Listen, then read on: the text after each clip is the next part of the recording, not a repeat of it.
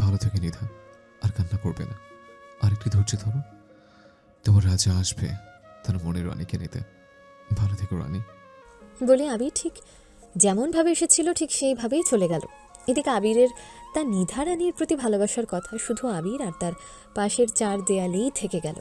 শুনতে পারল না তার অতি নিকটে গভীর ঘুমে থাকা নিধা রানী, যে কিনা রাতে ঘুমানোর আগেও কান্না করতে করতে ঘুমিয়েছে। যদি জানতো তার আবির ভাই নিধা রানী হলো সে, তাহলে হয়তো এত কান্না করতো না। রাতের আঁধার কেটে সুন্দর একটা দিনের সূচনা হলো। খান মঞ্জিলে কালকে মেহেদি অনুষ্ঠান শেষ করে অনেক রাতে সবাই ঘুমালেও সেই ভোর 5টায় সবাই উঠে কাজ করছে। আজকে হলুদ অনুষ্ঠান। হলুদ অনুষ্ঠান শুরু হবে রাত 8টায়। এখন বাজে সকাল 9টা। যে যার কাজে ব্যস্ত আছে। আজ হলুদ, কালকে বিয়ে, অনেক কাজ। কেউ কোথাও বসে নেই, সবাই কাজে ব্যস্ত।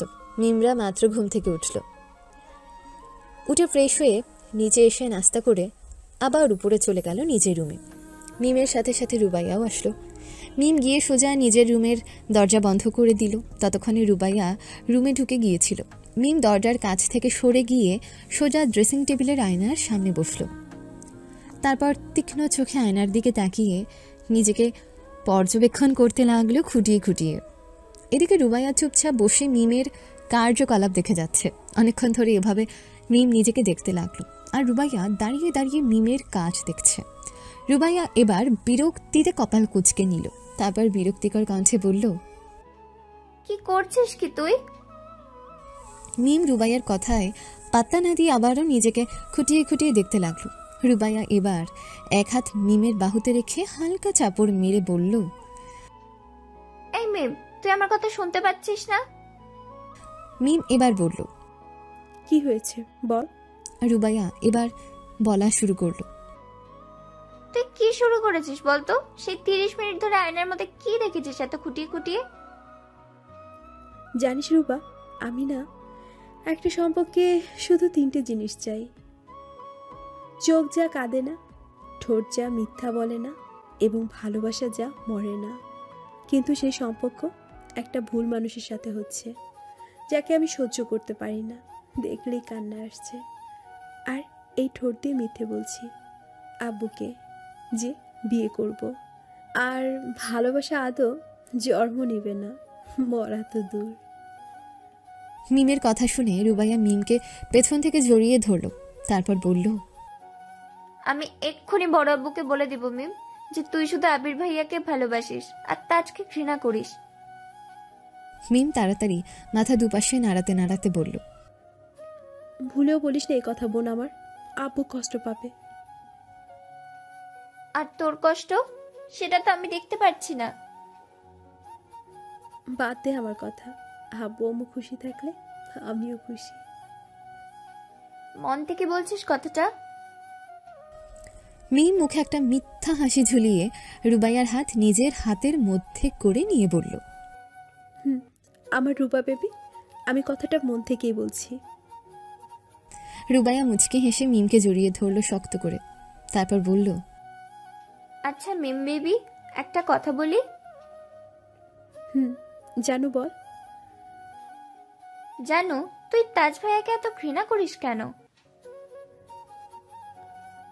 আমি জানি রে, শুধু জানি আমি তাকে ঘৃণা করি। তাকে দেখলে আমার সহ্য হয় না। সে যখন আমার কাছে আসে তখন আমার মন বলে তাকে ঘৃণা কর, কিন্তু কেন ঘৃণা করব এর উত্তর পাই না। শুধু জানি ঘৃণা করতে হবে। বাদ দে সব।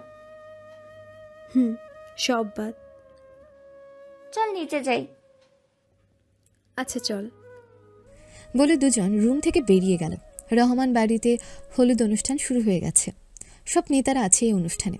তাজ ভবিষ্যৎ এমপি, সেজন্য অনেক নেতা এসেছে তার বিয়েতে।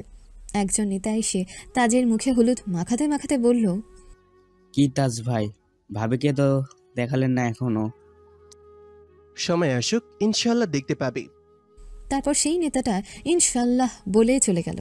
এক এক করে সবাই হলুদ লাগালো তাজকে।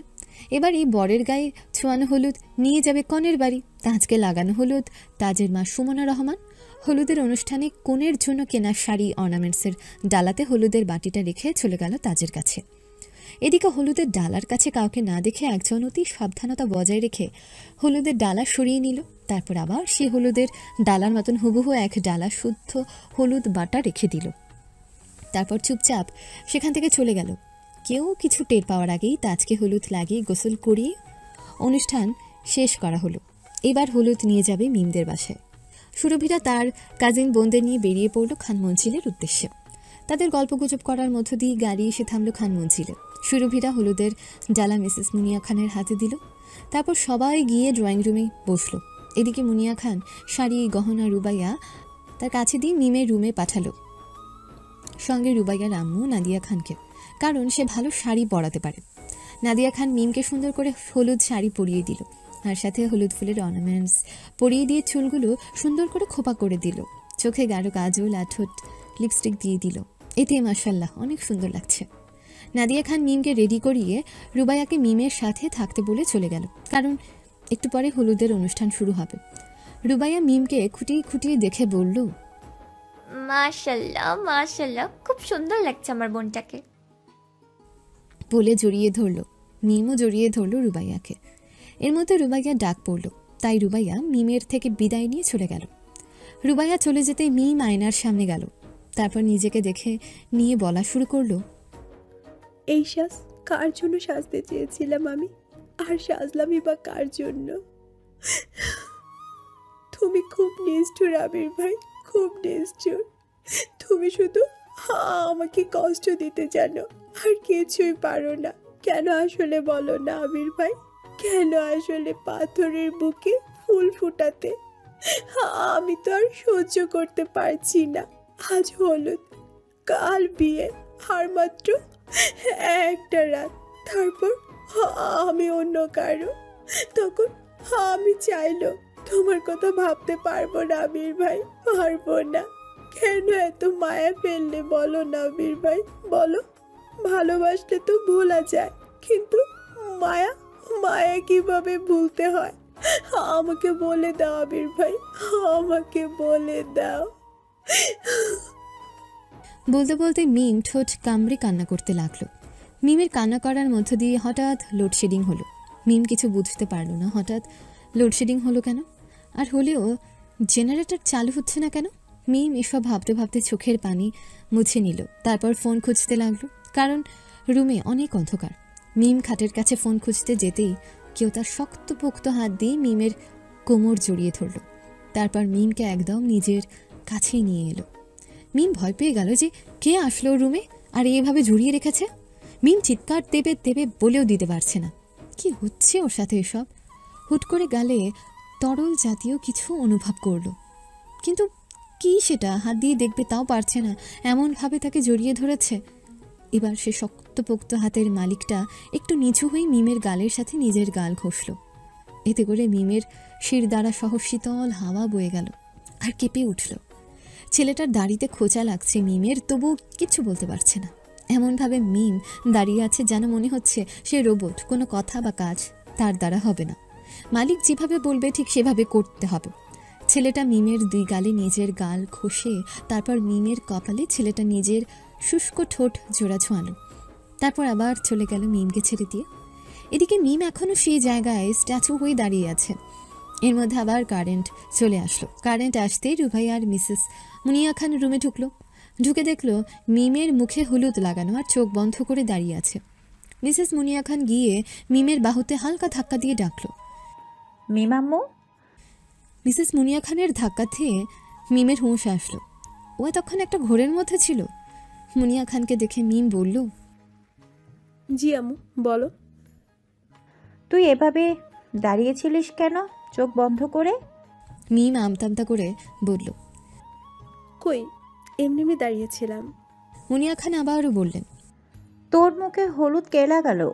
মিম নিজের ডান হাত গালে নিয়ে দেখলো তরল কিছু, তারপর সেটা চোখের সামনে এনে দেখলো হলুদ। মিম এবার আমতামতা শুরু করলো। মিমের আমতামতা দেখে রুবাইয়া বলল, বড় আম্মু, মিমকে সর্বপ্রথম আমি হলুদ লাগিয়েছি। মুনিয়া খান রুবাইয়ার দিকে ফিরে বলল, তুই লাগিয়েছিস? জি বড় আম্মু, আমি। তো এখন লাগালি কেন? পরে অনুষ্ঠানে লাগাতে পারতিস। আসলে বড় আম্মু, আমার ইচ্ছা মিমকে সবার আগে আমি হলুদ লাগাবো। নিচে গিয়ে গেলে কেউ হলুদ লাগাতে দিত না আগে, তাই আমি এখন লাগিয়ে দিয়েছি। ভালো করেছিস। চল মিমকে নিয়ে নিচে চল। বলে মিমকে রুবাইয়ার মুনিয়া খান ধরে নিচে নিয়ে যেতে লাগলো। আর এইদিকে মিম অবাক হয়ে রুবাইয়ার দিকে তাকিয়ে রইল শুধু। নিচে এসে অনুষ্ঠান শুরু হলো। মিমকে আগে হলুদ কে মাখালো জিজ্ঞেস করলে মুনিয়া খান সব বলল। সব শুনে আর কেউ কোনো কথা বলল না, সবাই হলুদ লাগিয়ে দিল মিমকে। হলুদ লাগানো শেষ হতে মিমকে গোসল করানো হলো। গোসল করিয়ে মিমকে রুমে নিয়ে গিয়ে একটা কলাপাতা রঙের শাড়ি পরিয়ে দিল। মিমের পাশে বসে সবাই গল্প করছে। কালকে মিমের বিয়ে সব নিয়ে আলোচনা করছে, আর মিম চুপচাপ বসে এদের কথা শুনছে। মিমের পাশে বসে সবাই গল্প করছে, কালকে মিমের বিয়ে সব নিয়ে আলোচনা করছে, আর মিম চুপচাপ বসে এদের কথা শুনছে। হুট করে মিম রুবাইয়ার হাতে টান দিল। রুবাইয়া হাতে টান খেয়ে মিমের দিকে তাকিয়ে বলল, হাত টানিস কেন বই? একটা সত্যি কথা বলবি? রুবাইয়া মজা করে বলল। মিথ্যা কথা বলবো? বল। মিম চোখ গরম করে রুবাইয়ার দিকে তাকাতেই রুবাইয়া বলল, সরি, মজা করবো না। বল, কি বলবি? সত্যি কথা বলবো। আচ্ছা, আমার মুখে হলুদ লাগানো হয়েছিল অনুষ্ঠানের আগে। হয়েছিল, তাই কি? মিম রুবাইয়ার দিকে এবার সন্দেহজনক কণ্ঠে বলল, সেই হলুদ তুই লাগিয়েছিলিস? কেন, কি হয়েছে? আরে বাবা, সত্যি কথাই বলছি, মিথ্যে বলবো কেন? আমি ছাড়া কে লাগাবে তোকে প্রথম হলুদ শুনি? মিম রুবাইয়ার গালে হাত দিয়ে গাল এপাশ ওপাশ করতে করতে বলল, যদি তুই হোস তাহলে তোর দাড়ি কই? রুবাইয়া মিমের হাত নিজের গাল থেকে সরাতে সরাতে বলল, মিম, তুই পাগল হয়ে গেছিস? ভাই, আমি মেয়ে, আমি কি ছেলে নাকি যে আমার দাড়ি উঠবে মুখে? আজব তো। আমি পাগল না, সত্যি বলছি। যে আমাকে হলুদ মাখিয়েছে তার মুখে দাড়ি ছিল, আর কি শক্তপোক্ত দেহ। দেখ বইন, দেখ আমার হাত, দেখ আমি একদম শিমুল তুলোর মতো নরম। আর তুই বলিস আমি শক্তপোক্ত? নিজের হাত দেখাতে দেখাতে বলল। এদিকে ওদের ফিসফিস দেখে মারিয়া বলল, এই যে মিস মহারানীরা, এত কি ফিসফিসানি করছেন? কিছু না। বলে সেখান থেকে চলে গেল উঠে। মিমের পেছন পেছন রুবাইয়াও চলে গেল। এদিক ওদের চলে যাওয়া দেখে মৌলি বলল, যা বাবা, এদের আবার কি হলো, চলে গেল কেন? জানি না রে। আচ্ছা বাদ দে, কালকে বিয়ে, তাই হয়তো একটু মন খারাপ। ঠিক, বাদ দে। বলে ওরা আবার গল্পে মেতে উঠল। রাতের ঘন অন্ধকার কেটে সূর্য উদয় হলো, সঙ্গে করে সুন্দর একটা দিনের সূচনা নিয়ে। আজ শুক্রবার। এই পবিত্র দিনে আজ এক পবিত্র সম্পর্ক জোড়া হবে আল্লাহকে সাক্ষী রেখে। সেই সম্পর্কে দুজন চিরতরে বেঁধে যাবে স্বামী স্ত্রীর বন্ধনে। এই সম্পর্কে আজ এক হতে চলেছে মিম আর তাজ। তারা চিরজীবনের জন্য স্বামী স্ত্রী বন্ধনে আবদ্ধ হবে। এই বন্ধনে এক হয়ে কি খুশি থাকবে মিম আর তাজ। মিম কি পারবে তার ভালোবাসার আবির ভাইকে ভুলতে? পারবে কি তাজকে নতুন করে ভালোবেসে আপন করে নিতে? নাকি ডিভোর্স নামক তকমা গায়ে লাগাবে? এইদিকে আমাদের আবির কি পারবে তার নিধারানীকে নিজের করে নিতে? পারবে কি বিয়ে আটকাতে? এই বিয়ের আসরে হবে কি কোনো ম্যাজিক, যে ম্যাজিকে মিম তার আবির ভাইকে পাবে আর আবির তার নিধারানীকে। সকাল বাজে 9টা। সে ভোরের নামাজ আদায় করে সবাই কাজে লেগে পড়েছে। আজকে বিয়ে, অনেক কাজ, একটু বিশ্রামের সুযোগ নিচ্ছে না কেউ। সবাই একটা না একটা কাজে ব্যস্ত। জুমার নামাজ আদায়ের পর বিয়ে পড়ানো হবে। মিমরা সকালে উঠে সবাই ফ্রেশ হয়ে নিল। তারপর মুনিয়া খান মেয়েকে নিজ হাতে খাইয়ে দিল। খাওয়ানোর সময় মুনিয়া খানের চোখে পানি চলে আসলো। অনেক কষ্ট করেও আর নিজেকে আটকে রাখতে পারল না, কান্না করে দিল মেয়ের সম্মুখে। হাজার হোক মা হয়, এত বড় করলো নিজের আদরের মেয়েটাকে। সবসময় যে মেয়ে বাড়ি মাতিয়ে রাখতো, ঘুরে ঘুরে একবার আব্বুকে, একবার চাচাদের ডাকবে, একবার নিজের মাকে তো চাচিদের ডাকবে, আবার সারা বাড়ি দৌড়ে বেড়াবে, সেসব কিছু আর হবে না। চলে যাবে কিছু ঘন্টা বাদে। আর পারবে না আগের মতন তাদের চোখের সামনে থাকতে, আর আসবে না 100 বার আম্মু বলে ডাকতে কেউ। আজ তাদের আদরের মেয়েটাকে বিদায় দিতে হবে, চলে যাবে চিরদিনের জন্য এই বাড়ি ছেড়ে। আসবে আবার এই বাড়িতে, কিন্তু তখন আসবে 2 দিনের অতিথি হয়ে। এইসব ভেবে মুনিয়া খানের কান্না পাচ্ছে, তাই তো মিমের সামনে হু হু করে ডুকরে কেঁদে উঠল। মুনিয়া খানকে এভাবে কান্না করতে দেখে মিমও আর নিজেকে আটকে রাখতে পারল না, সেও তার মায়ের মতো কান্না করে দিল মুনিয়া খানকে জড়িয়ে ধরে। তারপর মিম ফোপাতে ফোপাতে বলতে লাগলো, ও আম্মু, আম্মু, আমাকে বিয়ে দিও না, বিয়ে দিয়ে আমাকে পর করে দিও না আম্মু।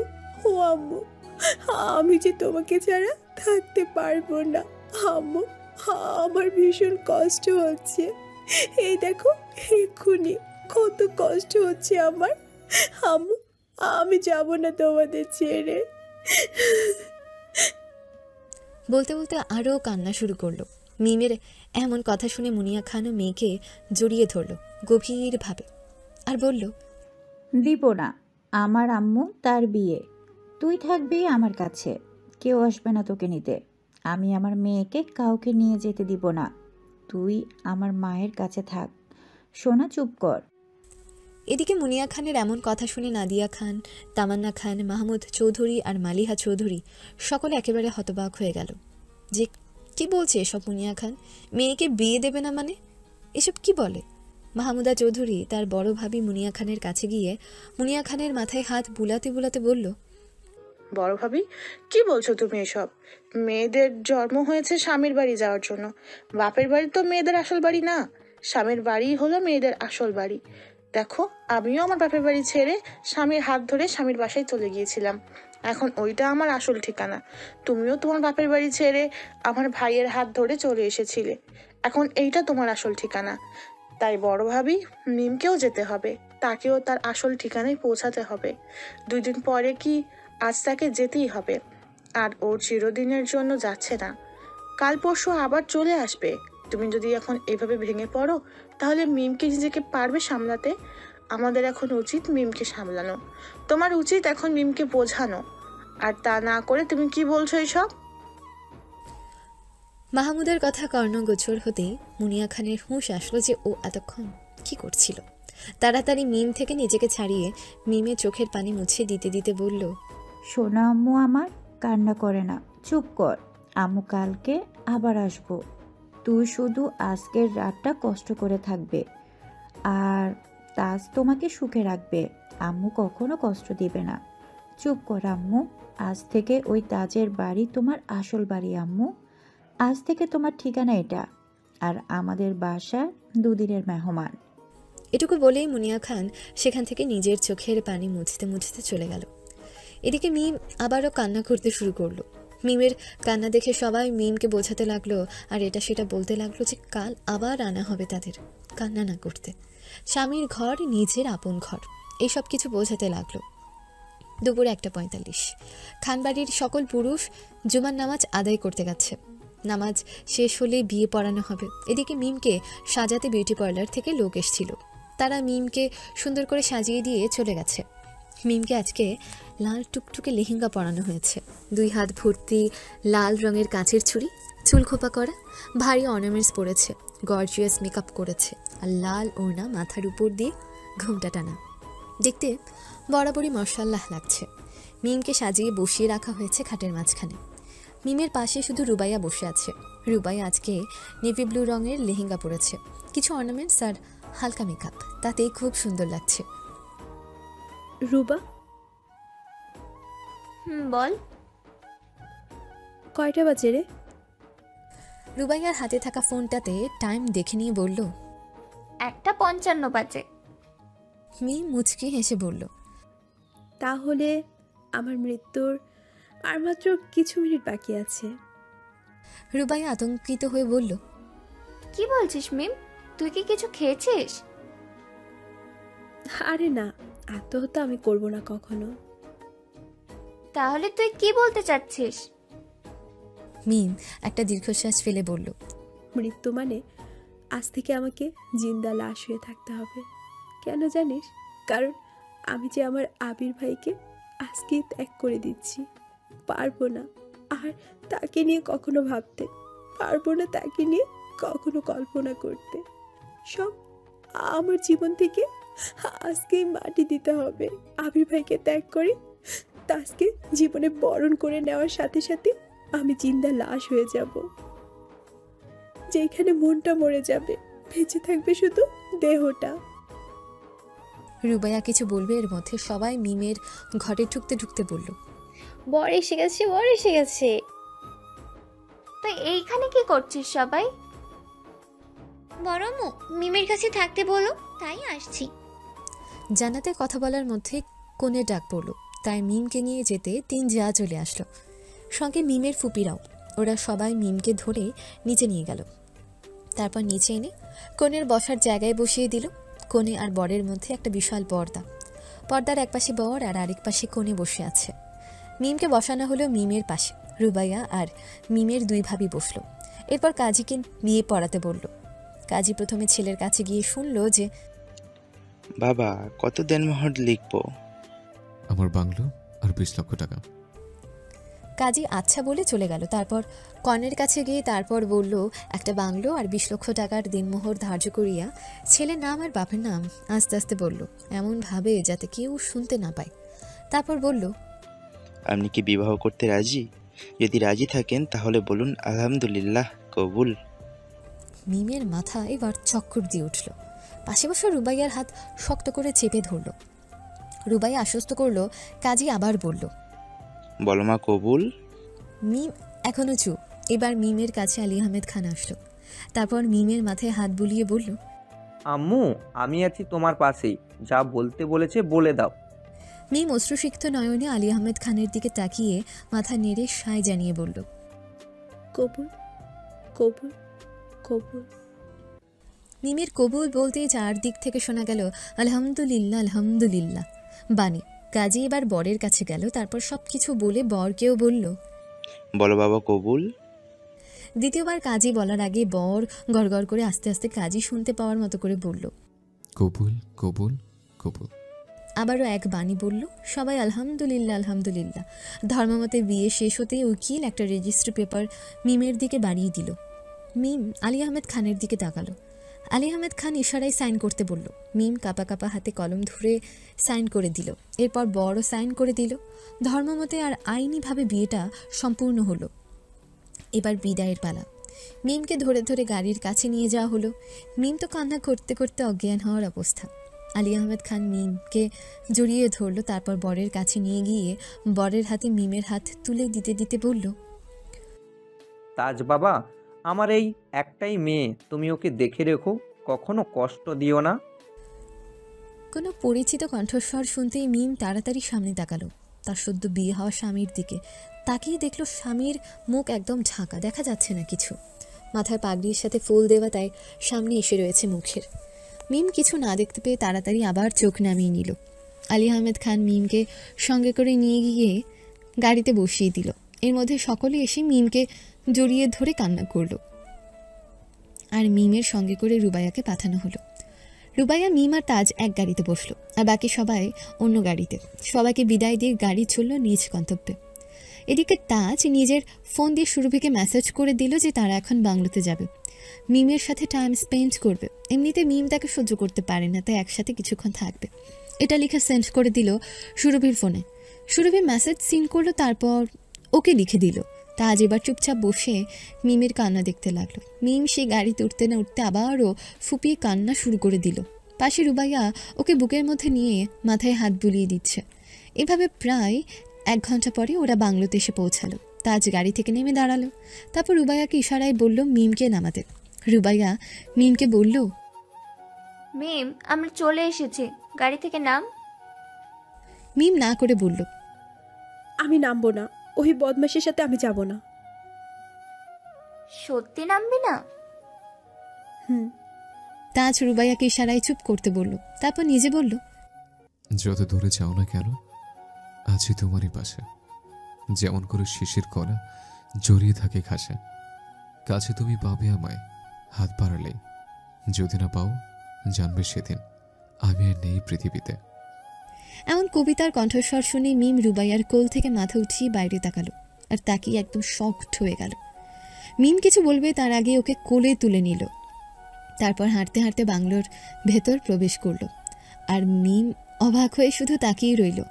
কিছু বলতেও পারছে না, মুখে যেন সেলোটেপ লাগানো আছে। ওদের পেছন পেছন রুবাইয়াও ভেতরে ঢুকলো। অন্ধকার রুমের মধ্যে হাত পা বাঁধা অবস্থায় পড়ে আছে তাজ। পুরো 5 ঘন্টা অজ্ঞান থাকার পরে এখন জ্ঞান ফিরল। আস্তে আস্তে নিজের চোখ খুলল তাজ। চোখ খুলতে দেখতে পেল অন্ধকার। যেই দিকে চোখ যাচ্ছে সেই দিকেই অন্ধকার। তাজের মাথায় এবার চক্কর দিয়ে উঠল। হাত নিয়ে মাথায় রাখবে কিন্তু পারছে না। পরক্ষণে অনুভব করলো ওর হাত বাঁধা, সাথে পাও। তাজ বুঝতে পারছে না ও এখানে কি করে এলো। তাজ এবার চোখ বন্ধ করলো, তারপর মাথায় একটু চাপ প্রয়োগ করলো। তারপর আস্তে আস্তে সব মনে পড়লো যে ওর সাথে কি হয়েছিল। তাজ একেবারে বিয়ের শেরওয়ানি পরে গাড়ি করে খানবাড়ির উদ্দেশ্যে রওনা দিচ্ছিল বা যাচ্ছিল। ওর সাথে ছিল ওর কাজিন ভাই আর ড্রাইভার। হুট করে অর্ধেক পথ আসতে গাড়ি ব্রেক করে। তাজ কিছু বলবে তখনই দেখে সামনে একটা কালো গাড়ি দাঁড়িয়ে আছে। এরপর সে গাড়ি থেকে একটা লোক আসে। লোকটার মুখে কালো কাপড় দিয়ে ঢাকা, তাই দেখা যাচ্ছে না। লোকটা এসে তাজের সাইডে গাড়ির দরজা খুলে। তখন তাজ বলে, কে তুই? এইভাবে পথ আটকে গাড়ির দরজা খুললি কেন? লোকটা তখনও কিছুই বলেনি। তারপর আবার তাজ কিছু বলতে লোকটা হুট করে একটা রুমাল তাজের মুখে চেপে ধরে। আর সঙ্গে সঙ্গে তাজ অজ্ঞান হয়ে পড়ে যায়। তারপর তারপর কি হলো? তোর আর কিছু মনে পড়ছে না? আমাকে কে আনলে এখানে? আর ওই লোকটাই বা কে? উফ! তাজ এবার জোরে চিৎকার দিয়ে বলল, এই কে আছে ওইখানে? আমাকে কে নিয়ে আসলো এখানে? তাজের এমন চিৎকার শুনে একটা লোক গম্ভীরভাবে বলল, হাজার চিকিৎসা করেও লাভ নেই ভাই, আসলে সব কিছু জানতে পারবেন, তাই এখন মুখ বন্ধ করে রাখেন। তাজ এবার বলল, কে তুই? আর তোর ভাই কে? কি হলো? কথা বল। আমাকে কেন এনেছিস এইখানে? উত্তর দে। লোকটা আবারও গম্ভীরভাবে বলল, আপনার সব প্রশ্নের উত্তর ভাই আসলে জানতে পারবেন। তোর এই ভাইটাকে আমাকে বল, কি হলো বল। তাজের কথা শুনে গম্ভীর স্বরে কথা বলা লোকটা আর কোনো উত্তর দিল না। এদিকে কোনো আওয়াজ না শুনে তাজ আরও চিৎকার করতে লাগলো। মিমকে কোল থেকে নামিয়ে সোফায় বসাতে মিম উঠে পড়লো। তারপর বলল, আবির ভাই, আপনি? কেন, তুই অন্য কাউকে আশা করছিলিস?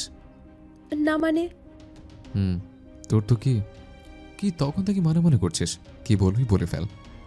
আসলে আমার বিয়ে তো তাজের সাথে হয়েছিল, তাহলে এসব কি? আপনি এখানে বিয়ের পোশাকে? তোর বিয়ে হওয়ার কথা ছিল তাজের সাথে, কিন্তু হয়নি।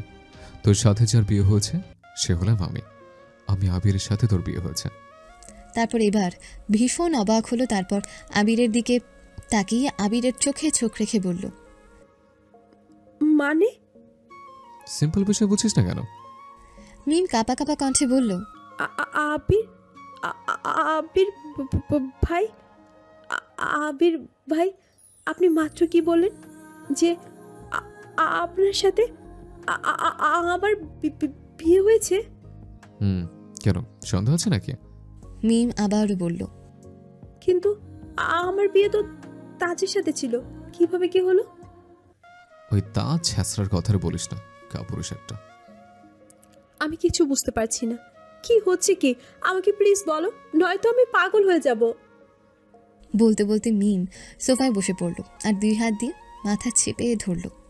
আবির এবার বলল, ওই তাজ সকালে আমার কাছে এসে আমার পা জড়িয়ে ধরে কান্না করতে করতে বলে সে নাকি তোকে বিয়ে করবে না।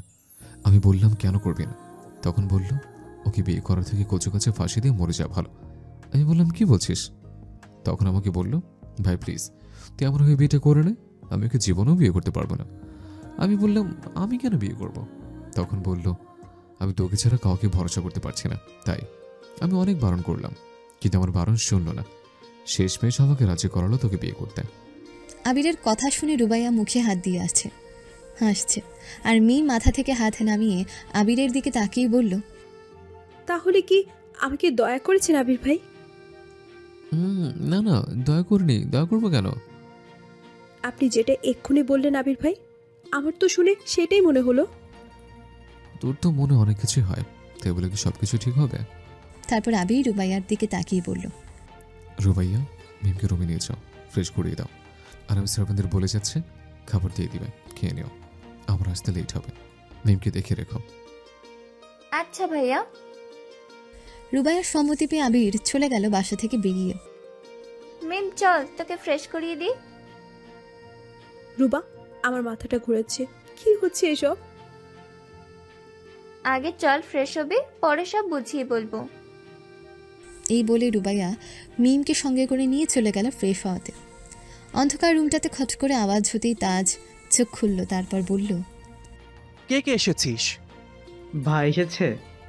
কে তোর ভাই? সামনে আসতে বল। কেন রে, তোকে দেখি কি আমি ভয় পেয়েছি যে সামনে আসবো না? এই কে রে তুই? তোর কণ্ঠ আমার খুব চেনা লাগছে। কেন রে, কে তুই? তাজের বলার মধ্যে হুট করে একটা বাল্ব জ্বলে উঠল, আর অন্ধকার ঘরটা একটু আলোকিত হলো।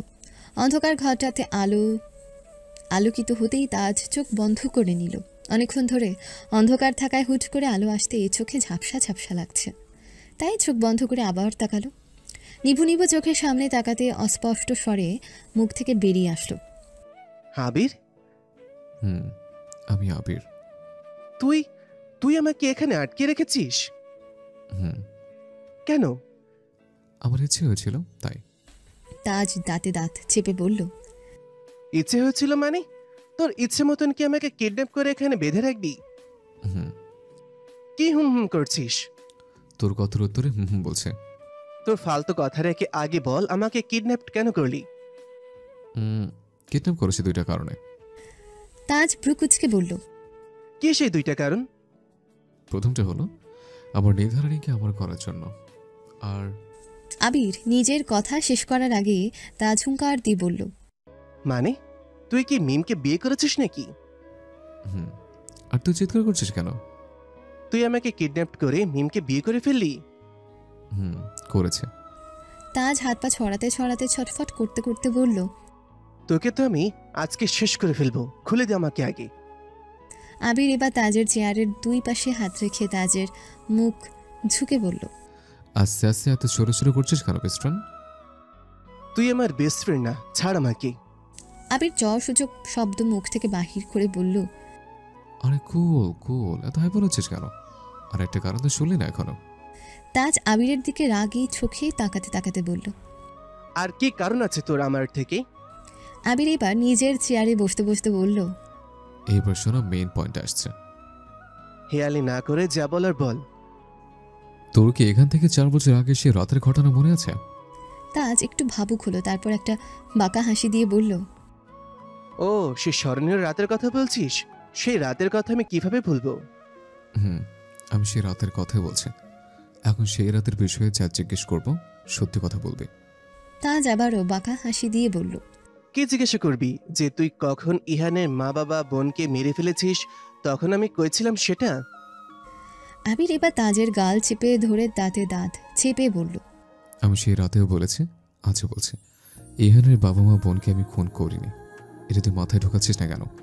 তাজ অনেক কষ্টে বলল, সত্যি কথা বলে দিলাম বলে গাল চেপে ধরেছিস? আবির তাজের গাল ছেড়ে দিয়ে নিজের চেয়ারে বসলো, তারপর চোখ বন্ধ করে জোরে জোরে 2 বার শ্বাস নিল নিজের রাগ কন্ট্রোল করার জন্য। তারপর আবার তাজের দিকে ফিরে বলল, ইহান কোথায়? আমি জানি না। তুই সব জানিস, আমাকে বল ইহান কোথায়? ধরে নিলাম আমি সব জানি, কিন্তু আমি তো তোকে বলবো না ইহান কোথায়। আবির আবারও দাঁতে দাঁত চেপে বলল, দেখ তাজ, রাগ ধরাস না, জিজ্ঞাসা করছি, তাড়াতাড়ি বল ইহান কোথায়। আমি জানি তুই একমাত্র ইহানের খবর আমাকে দিতে পারবি। তোর এমন মনে হওয়ার কারণ বলতো? কারণ শেষ টাইমে তুই ইহানের সাথে থেকেছিস আর আমার নামে মিথ্যা অপবাদ দিয়েছিস। মিথ্যা অপবাদ দিইনি, সত্যি কথা বলছি। দেখ, আমাকে রাগাস না, তাড়াতাড়ি বল ইহান কোথায় আছে। ওকে আমার সব কথা বলতে হবে। তুই ভাবলি কি করে যে ইহান তোকে বিশ্বাস করবে? করবে করবে, কারণ আমি প্রমাণ পেয়ে গেছি। তাজ এবার একটু শব্দ করে হাসলো, তারপর বলল, ও রিয়েলি? তাহলে তো তুই জীবনও ইহানের খবর পাবি না। আবির এবার চেয়ার ছেড়ে উঠে দাঁড়ালো, তারপর তাজের দিকে তাকিয়ে রাগে কটমট করতে করতে বলল, তাহলে তুইও এখান থেকে ছাড়া পাবি না, মরে পৌঁছবি এখানে যতক্ষণ পর্যন্ত ইহানের খবর আমাকে দিবি। ও তাই নাকি? আচ্ছা দেখি তুই কতক্ষণ আমাকে এইখানে আটকে রাখতে পারিস। চ্যালেঞ্জ করিস আমাকে? মোটেও না, জাস্ট সত্যিটা বললাম। দেবার স্বপ্ন দেখতে থাক, বলে আবির সেই রুম থেকে বেরিয়ে গেল। তারপর একটা লোককে ঢেকে বলল, সিক্রেটে আরও বাড়িয়ে দেয় যাতে একটা পিঁপড়েও না ঢুকতে পারে। জি ভাই। লোকটার সম্মতি পেতে আবির গাড়ি নিয়ে চলে গেল নিজের বাংলোতে। যে বাংলোতে মিম আছে। আবির বাংলোতে পৌঁছে বাংলোর ভেতরে ঢুকে দেখলো কেউ নেই। ড্রয়িং রুমে আবির নিচে থাকা গেস্ট রুম থেকে গিয়ে ফ্রেশ হয়ে নিল। তারপর ডাইনিং টেবিলে গিয়ে বসলো। আবির ডাইনিং টেবিলে বসতে সার্ভেন্টরা খাবার এনে দিল আবিরকে। আবির নিজের প্লেটে সার্ভ করতে করতে সার্ভেন্টদের বলল, তোমার ম্যামরা খেয়েছে? একটা সার্ভেন্ট বলল, জি স্যার, খেয়েছে। গুড, যাও তোমরা ঘুমিয়ে পড়ো, আমি নিজে সব ঠিক করে নেব। সার্ভেন্টরা আর দাঁড়ালো না, বাকি খাবার ফ্রিজে রেখে দিয়ে ঘুমোতে চলে গেল। আবির নিজের খাওয়া কমপ্লিট করে এঁঠো প্লেট বেসিনে গিয়ে ধুয়ে রেখে দিল। তারপর উপরে মিমের রুমের উদ্দেশ্যে গেল। এখন বাজে রাত 11:34। এই সময় মিমরা ঘুমিয়ে গেছে বা ঘুমিয়ে আছে। আবির মিমের রুমে গিয়ে দরজা খুলে দেখলো মিম ঘুমিয়ে আছে। আবির আস্তে আস্তে মিমের কাছে গেল। তারপর মিমের পাশে হাঁটু মুড়ে বসলো। মিমের মুখের দিকে তাকিয়ে বলল, দেখছো নিধা, কিছু আসলো, বিয়ে করে বইয়ের ঘরে আসতে হচ্ছে আমাকে চোরের মতো। বলে আবারও মিমের মুখের দিকে তাকিয়ে থাকলো। ডিম লাইটের আলোয় মিমের মুখ দেখা যাচ্ছে। আবির ওভাবে অনেকক্ষণ তাকিয়ে থাকলো। তারপর মিমের এক হাত নিজের হাতের মধ্যে নিয়ে বলল, দেখেছো নিধা, আমি কিন্তু কথা দিয়েছিলাম তোমাকে আমি আমার করিয়ে ছাড়বো, করে নিয়েছে। তো 1-2 দিনের জন্য না, পুরো জীবনের জন্য আমার ভালোবাসা আমি পেয়েছি। আমার সেই ছোট্ট নিধারানীকে আমার করে নিতে আমি আজকে খুব খুশি। জানো, আমার প্রত্যেকটা রাত কত কষ্ট কাটে তুমিহীন, সেটা তোমাকে বলে বোঝাতে পারবো না। কিন্তু আজ থেকে আমার রাতের ঘুম হবে, আমি আজ থেকে শান্তিতে থাকতে পারবো। আমার আর কষ্ট হবে না, নিধারানী আর কষ্ট হবে না। আমার ভালোবাসা আমি পেয়ে গেছি। আমার হৃদয়ের সুপ্ত বাসনা কারে বোঝাই বলো না, চাই শুধু তোমার প্রেম ভালোবাসা, এতে নেই তো কোনো ছলনা।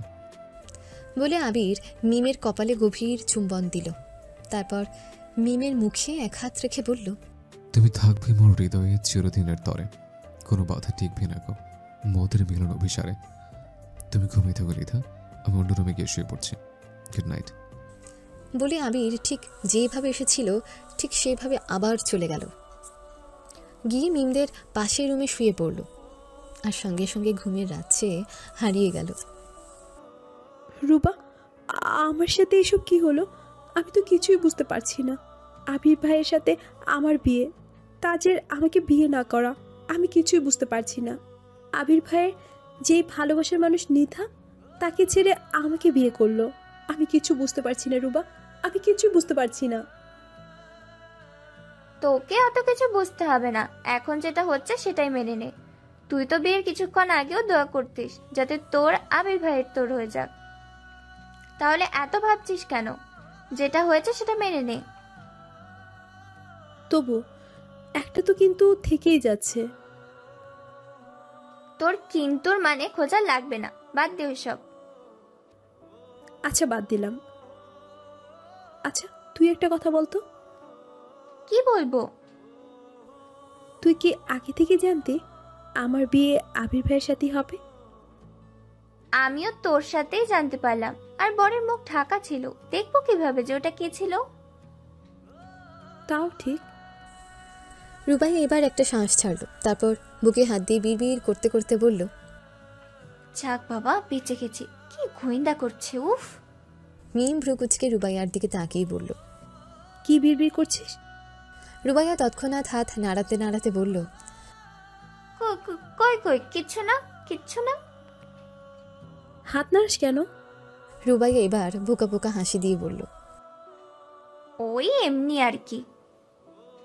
তোর ভাবসাব আমার ভালো লাগছে না। রুবাইয়া খাট থেকে মিমকে নামতে নামতে বলল, আমার ভাবসাব তোর ভালো লাগতে হবে না, এখন ছাদে চল আমার সাথে। বলতে বলতে মিমকে নিয়ে রুবাইয়া ছাদে চলে গেল। স্যার, আপনার প্ল্যান কি আমি বুঝতে পারছি না কিছু। ওদিকে মিম আবিরের বিয়ে শেষ হয়ে গেল। আমার প্ল্যান এখন কাজে দিবে না। আমার প্ল্যান হবে আস্তে আস্তে, ধারণার বাইরে। ঠিক যেইভাবে আমার বাবা মা বোনকে খুন করা হয়েছিল, ঠিক সেইভাবে সেই রাতেই আমার প্ল্যান সাকসেস করব।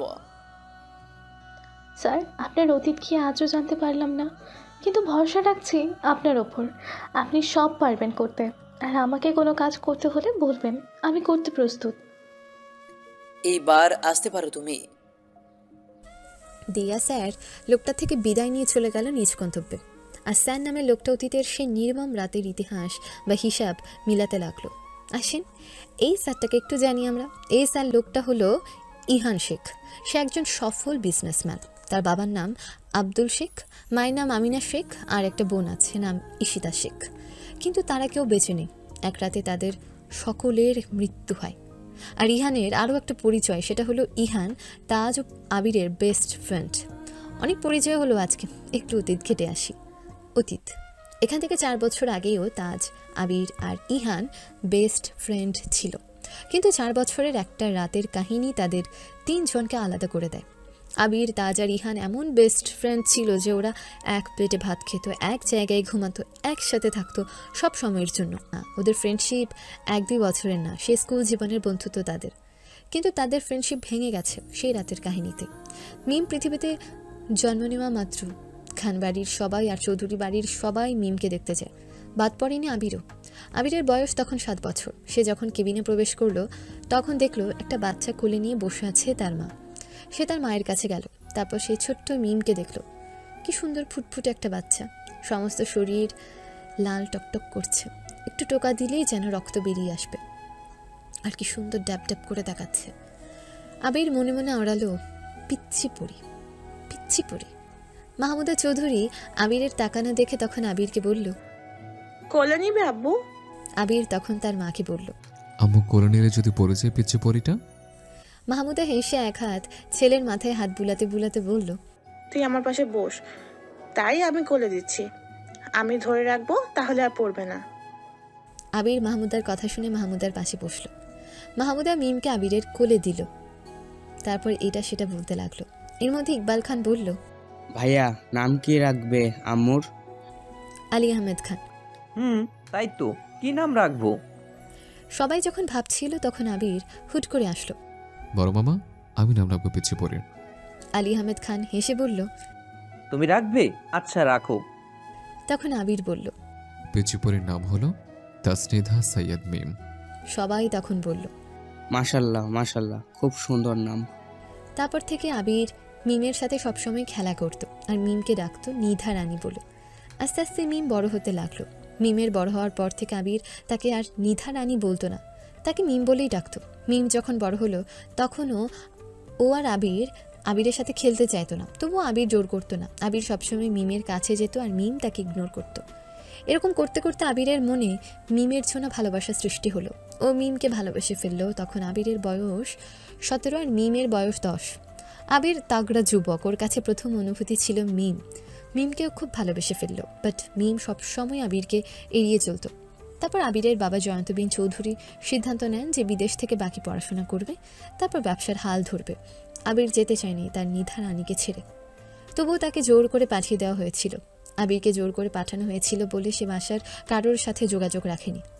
কেটে গিয়েছিল 1 বছর। এই 1 বছর আবির কারোর সাথেই তেমন কথা বলতো না, শুধু হ্যাঁ আর হুঁ ছাড়া। এতে করে আবির হয়ে গেল গম্ভীর প্রকৃতির। কেটে গেল আর 2টা বছর। একদিন তাজ, আবির আর ইহান ভিডিও কলে কথা বলছে। সে সময় তাজ বলল, মামা, আমি না প্রেমে পড়েছি। এটা শুনে আবির আর ইহান শীষ বাজালো। তারপর আবির বলল, আচ্ছা, তা আমাদের সেই ভাগ্যবান ভাবিটাকে আমাদেরও তো দেখা দরকার, আমরাও দেখি। আবিরের সাথে ইহানও তাল মিলিয়ে বলল, আমাদেরও দেখা দেখি। তাজ এবার নিজের ফোন থেকে একটা ছবি তাদের দুজনের ফোনে সেন্ড করে দিল। তারপর ওদের বলল, দেখ, তোদের ফোনে আমার মনের রানীর ছবি সেন্ড করে দিয়েছি। আবির আর ইহান একসাথে বলল, ওয়েট, দেখছি। বলে ওরা দুজন ফোন চেক করলো। ফোন চেক করার সময় দুজনই হাসি খুশি ছিল। কিন্তু ফোন চেক করার পরে ইহান হাসি খুশি থাকলেও হাসি খুশি মুছে গেল আবিরের মুখ থেকে। আবির ফোনের দিকে একদৃষ্টিতে তাকিয়ে রইল। ফোনের ছবি দেখে আবিরের মনে হচ্ছে ও আর বেঁচে থাকতে পারবে না। ওর পৃথিবী থমকে গেছে এক জায়গায়। হাত পা সব কাঁপাকাঁপি শুরু হয়ে গেছে। বুকের বাঁ পাশে অসহ্য ব্যথা করছে। এদিকে ইহান তাজকে বলল, কি রে মামা, তুই দেখছি খালাতো বোনকে ভালোবেসে ফেলছিস? তাজ লজ্জা লজ্জা ভাব নিয়ে বলল, রে। এদিকে আবিরকে এক ধ্যানে ফোনের দিকে তাকিয়ে থাকতে দেখে তাজ বলল, তোর কি হলো আবির, কথা বলছিস না কেন? তোর ভাবি পছন্দ হয়নি নাকি? আবির এবার শান্ত দৃষ্টি নিয়ে ল্যাপটপে ভিডিও কলে থাকা তাজের দিকে তাকিয়ে বলল, তুই সত্যি ওকে ভালোবাসিস?